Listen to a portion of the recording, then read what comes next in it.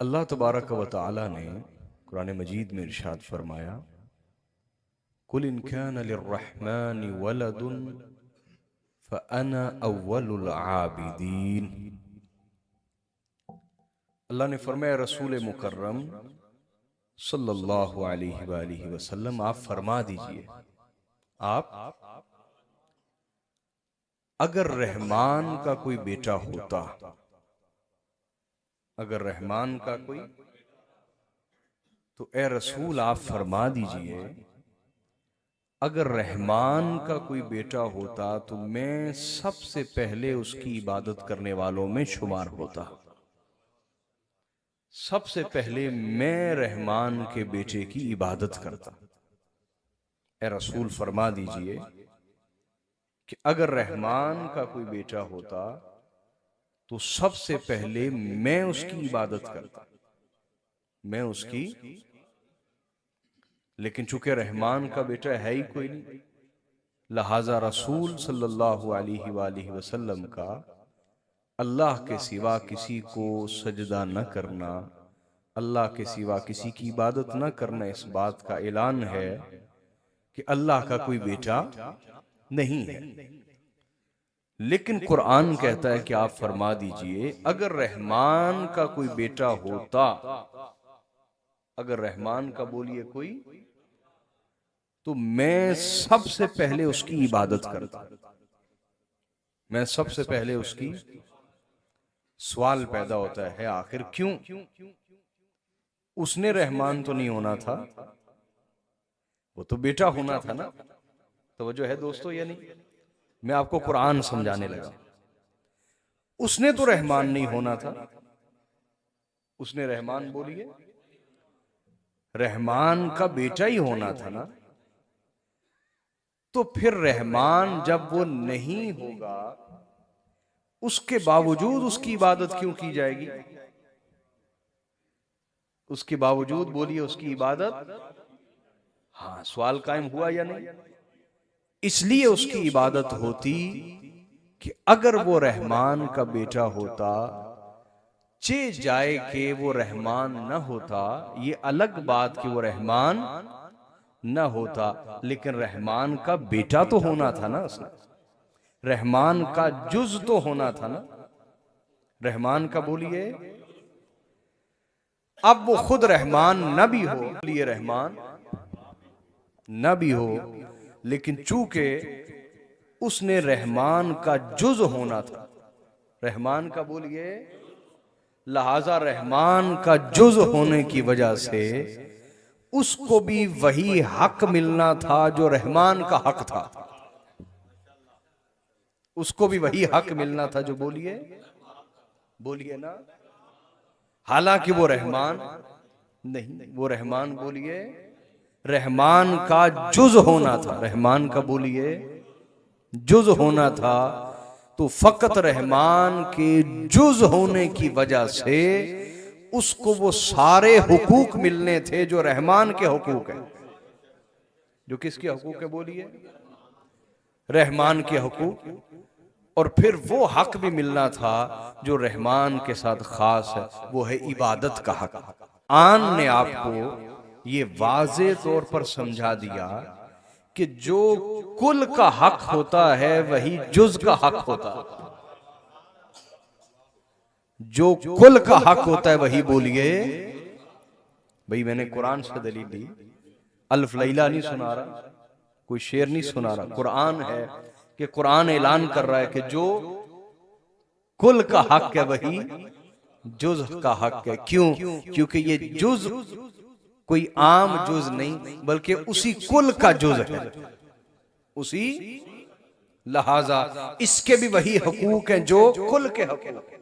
जो बोलिए, मैं सादा कर देता, इधर देखिए मेरी तरफ, ये मेरा जुब्बा है, मैं इधर से कपड़ा छोटा सा काट लूं, छोटा सा, अब वो एक जुज हो गया। वो बोलिए, ये पूरा जुब्बा क्या है? कुल। ये क्या है? छोटा सा जो हमने टुकड़ा काटा वो क्या है? जुज। अब फर्क क्या है दोनों में? फर्क ये है कि ये जुज है, ये कुल है। फर्क ये कि ये जुज है और ये, बाकी कोई फर्क नहीं होगा। रंग जुज का भी वही होगा जो कुल का रंग है। कुछ लोग पहुंच रहे हैं माशाअल्लाह माशाअल्लाह, और आप दरवेशों के पास बैठने वाले हैं और पहुंच जाते हैं माशाअल्लाह। तो मैंने कहा फर्क ये है कि ये जुज है और ये बाकी, जो रंग जुज का है वही कुल का है, और जो कुल का है वही जुज का है। जैसा धागा कुल का है वैसा ही जुज का है, जैसी बुनाई कुल की है वैसी ही हाय हाय हाय वैसे ही जुज की है। तो कुरान ने समझा दिया कि जो हक कुल का है वही हक कुल के जुज का है। अब समझे मेरे आका ने फरमाया इन्नमा फातिमा बदअतुम मिन्नी, हाय हाय हाय हाय, आका ने फरमाया बेशक फातिमा मेरे वजूद का हिस्सा है, मेरे जिगर का टुकड़ा। फातिमा तु ज़हरा सलामुल्लाहि अलैहा मेरे जिगर का टुकड़ा है। आका ने ऐलान फरमा दिया कि फातिमा तु ज़हरा मेरे जिगर का टुकड़ा, मेरे वजूद का हिस्सा है। अब कुरान ऐलान करता है कि जो कुल का हक है वही जुज का हक है। अब इस कुरान की रोशनी में हदीस को समझें। आका क्या समझाना चाह रहे हैं कि लोगों, फातिमा मेरे जिस्म का जुज है, मेरे जिगर का टुकड़ा है, जुज है। हुजूर ऐलान फरमाना चाहते हैं उम्मत याद रखना, जो जो हक के मुस्तफा है वही वही हक के फातिमा तुज़ ज़हरा।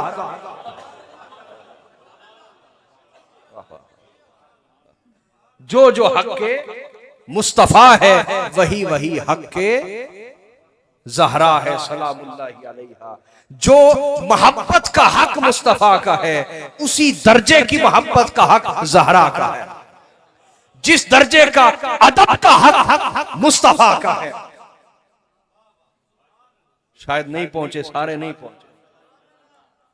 जो लोग मुझे सुनते हैं उन्हें पता है मैं कुरान और हदीस से नीचे नहीं आता, फिर कुरान से दलील ले लेते। बिस्मिल्लाहिर्रहमानिर्रहीम। या अय्युहल्लज़ीना आमनू ला तरफ़अू अस्वातकुम फ़ौक़ सौतिन नबी वला तजहरू लहू बिलक़ौलि कजहरि बअदिकुम लिबअद अन तहबत अअमालुकुम व अंतुम ला तशउरून।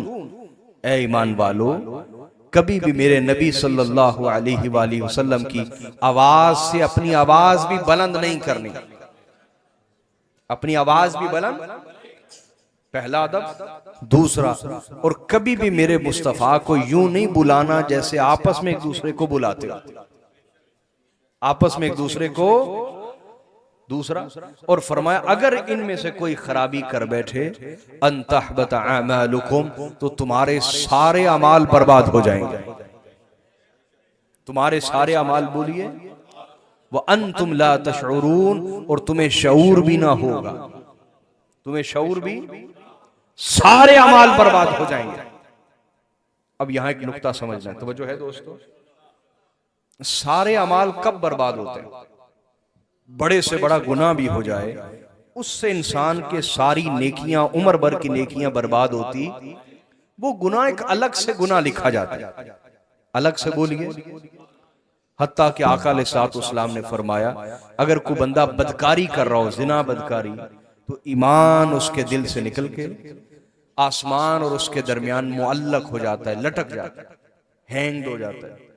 और जब वो बदकारी से फारिग हो जाता है तो ईमान उसके सीने में उतार दिया जाता है, यानी उस लम्हे वो ईमान वाला होता नहीं। आप अंदाजा कीजिए, इतना बड़ा गुनाह भी करता है तो ईमान से वक्ती तौर पे महरूम होता है, हमेशा के लिए महरूम। समझ आ रही बात की? अब सारे अमाल कब बर्बाद होते हैं? सारे अमाल, बोलिए।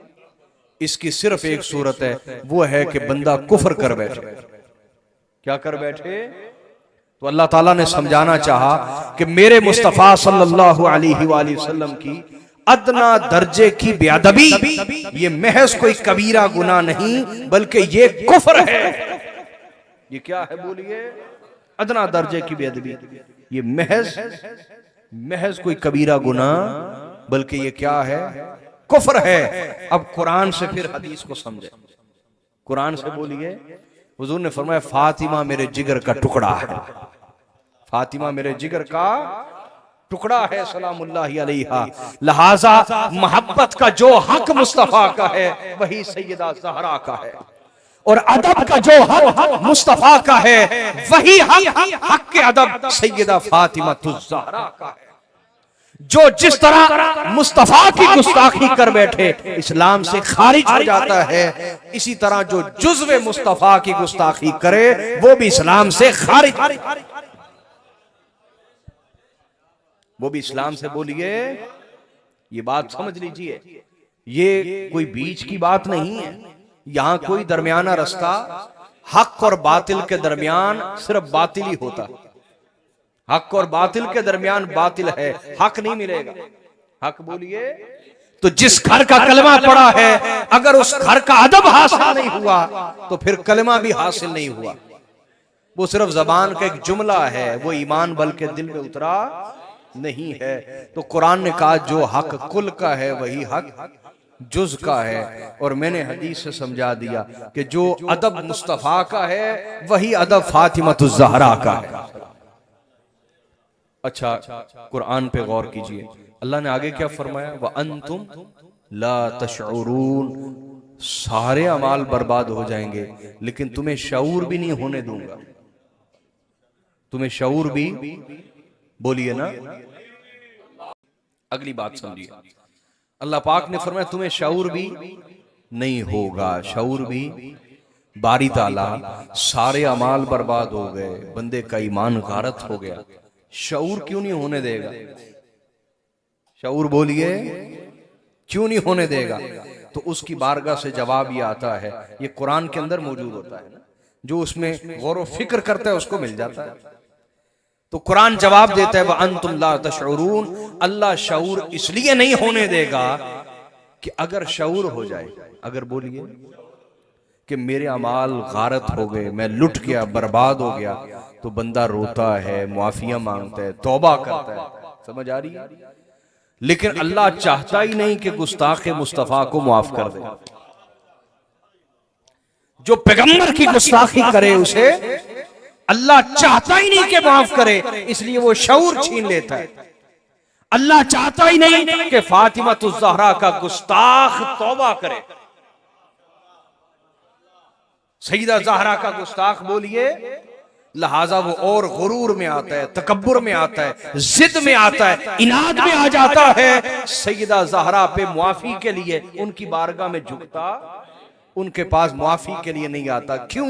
वजह क्या है? वजह मेरी और आपकी नहीं, वजह खुदा की तरफ से। वो कहता है मैं शऊर छीन लेता हूं। मैं, बोलिए, शऊर, क्योंकि मैं चाहता हूं जिसने ज़हरा को तकलीफ दे दी अब उसे तौबा की मोहलत ही ना मिला, तौबा की तौफीक ही ना मिला। तौबा की तौफीक ही बोलिए तो खुदा ताला शऊर छीन लेता। शऊर बोलिए। अच्छा, अब कुरान में मजीद गौर व फिक्र करते हैं। मैंने कहा कि जब आप थोड़ा सा इसका जुज निकालते हैं तो गौर करें कि दोनों में फर्क ये कि ये कुल है और ये बाकी कोई फर्क नहीं। बाकी कोई फर्क, जो रंग कुल का है वही जुज का। तो हुजूर फरमाते हैं फातिमा बदअतुम मिन्नी, फातिमा मेरा जुज है। हुजूर समझाना ये चाहते हैं कि जो रंग रंगे मुस्तफा है वही रंगे ज़हरा, वही रंगे, और जो खुशबू मुस्तफा है वही खुशबू ज़हरा, वही खुशबू हाय हाय ज़हरा। और फिर मैंने कहा धागे की जिस तरह की बुनाई कुल की है वैसी जुज की। तो हुजूर समझाना ये चाहते हैं कि जैसे अल्लाह ने मुझे बनाया है बड़े नाज से, लाड से, प्यार से, मोहब्बत से, सैयदा ज़हरा को भी यूं ही खुदा ने बड़े नाज से बनाया है। हाय हाय, क्योंकि जैसी बुनाई कुल की है वैसी जुज की है। जुज अपने कुल का आईनादार होता है, जुज में कुल की झलक आती है। कुल की, बोलिए, ये बात अब समझे कि नहीं? हाजरीन बोलिए, तक जो मैंने समझाया उसका खुलासा क्या है कि जो जो हुकूक रसूल हैं वही वही हुकूक सैयदा ज़हरा है। हुकूक एक हक की हुजूर ने खुद नफी कर दी, एक हक की आका ने और वो क्या फरमाया, ला नबी बादी व अना खातमुन नबीयीन ला नबी बादी, फरमाया मैं आखिरी नबी हूं, मेरे बाद कोई नबी नहीं, मेरे बाद कोई नबी। बस ये नबूवत का हक खत्म हो गया, नबूवत का हक बोलिए, बाकी सारे जो हकूक मुस्तफा हैं वही हकूक ज़हरा है। ये समझ गए जी, मैंने कुरान और हदीस को मिला के आपको ये बात समझा।